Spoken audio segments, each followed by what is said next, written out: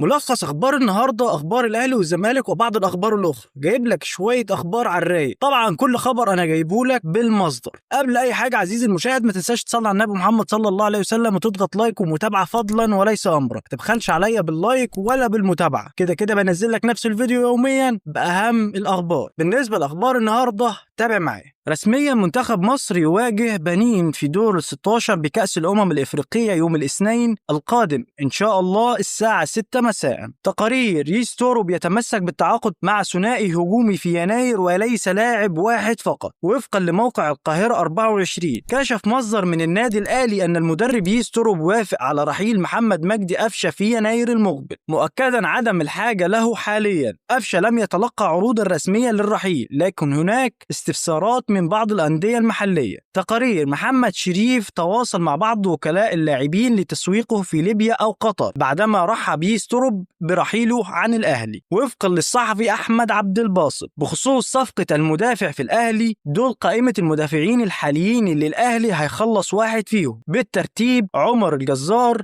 هادي رياض، خالد صبحي. تقارير غضب أحمد نبيل كوكا تجاه مسؤولي الأهلي بسبب تعطيل موافقتهم على انتقاله إلى نادي الفيركا البرتغالي رغم تقدمهم بعرض رسمي لضمه. موقع وين وين يكشف عن اتفاق بين الأهلي وسيراميكا حول مروان عثمان. كشف مصدر خاص لمنصة وين وين أن المارد الأحمر تواصل فعليا مع مسؤولي سيراميكا كليوباترا للإطلاع على رأيهم بشأن إمكانية التعاقد مع مروان عثمان، وحدث اتفاق بين إدارة الناديين حول المهاجم المتألق في الآونة الأخيرة. وشدد المصدر على أن سيراميكا كليوباترا أبلغ القلعة الحمراء بصعوبة الاستغناء عن اللاعب في يناير المقبل مهما كانت الإغراءات، لأنه أحد الركائز الأساسية في تلك المرحلة المهمة من الموسم. ولكن اتفق الطرفان على أن تكون الأولوية للأهلي في نهاية الموسم. موقع اليوم السابع: فلسطيني جديد على رادار الأهلي في يناير بعد تعثر صفقة حامد حمدان وهو مصطفى زيدان لاعب وسط روزنبرج السويدي السابق. مصادر خاصة لموقع 247 سبورتس: جون إدوارد المدير الرياضي لنادي الزمالك يرفض تولي طارق مصطفى وخالد جلال تدريب الفريق لحين صرف مستحقات اللاعبين المتأخرة. تقارير داخل